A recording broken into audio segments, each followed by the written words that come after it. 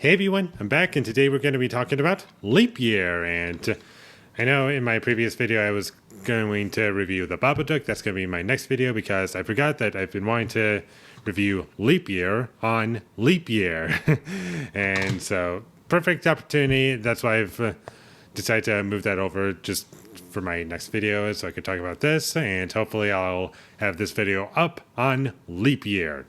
But anyways, Leap Year stars Amy Adams, and it came out in 2010. And I'll say this much about the movie. I thought Amy Adams was good, even if this isn't one of her best performances or a performance from her that stands out. She's not the worst part of the movie. And there were some moments in this movie where the film did have a little bit of self-awareness to it and had a little bit of subversion of expectations at a couple points. With those two things that I just mentioned, it was a bit better than I was kind of expecting, but I didn't think this movie was very good. The first thing that kind of made this movie a red flag for me, one right out of the gate, like first scene, we have some atrocious editing choices, like lots of cutting, and it feels like a trailer. And in a movie that's not trying to be like intense or, I don't know, claustrophobic or any of those things, like it was just consistently cutting, and sometimes I could barely make out what was going on, or I couldn't like make out what I was supposed to be shown. And it was really annoying, and it happens quite a lot throughout the entirety of the film. And also, another thing that bugged me is that maybe this was just my TV because I got a new TV, but the dialogue scenes were like mixed so quietly, like I could barely make out what characters were saying. Like everyone's just whispering the entire time. Even in like bars where characters are probably going to be loud, they're just kind of whispering, not really saying a whole lot.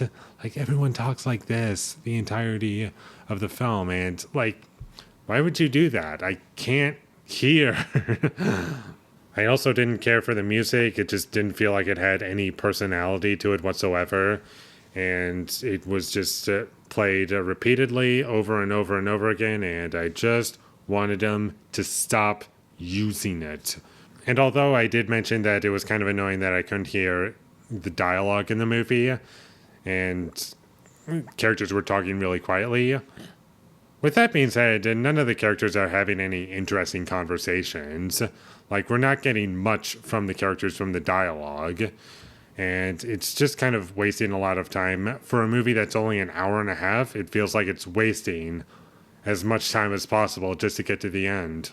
Also, I didn't buy the chemistry between our two main leads. I just found them to be kind of annoying and unlikable, and there's really no likable characters throughout the entire film, in my opinion. Everyone's just kind of obnoxious, and yeah, lots of things happening that just don't make any sense as to why you would do that. Everyone's just kind of rude, and no one's particularly likable, and any character arc attempt in this movie just felt forced to me, like it came out of nowhere or is like the most predictable thing ever. And yeah, that happened, and we're just gonna move on.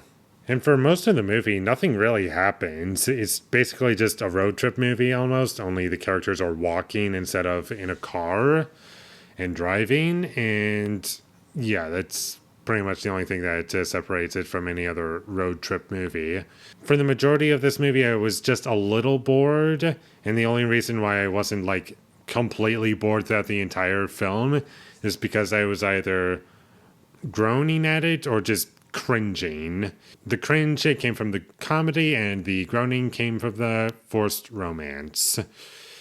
And yeah, that's what I was feeling throughout the entire film for most of it, or just being annoyed by the bad editing in the movie with too many close shots on top of that. And that's about all I have to say about Leap Year. I didn't like it. I thought it was very bad. And all in all, I don't even know if I would recommend this to people who just like romance movies or who will just watch any romance movie, because this is just particularly bad. Like, I know I'm not really a fan of The Notebook, but I would much rather watch that over this, simply because the editing isn't atrocious in that movie, or at least from memory, it's not atrocious. So, with all that being said, I'm going to give Leap Year a 2 out of 10. So much for watching this movie on Leap Year, like hoping for something special. But, oh well, what are you going to do?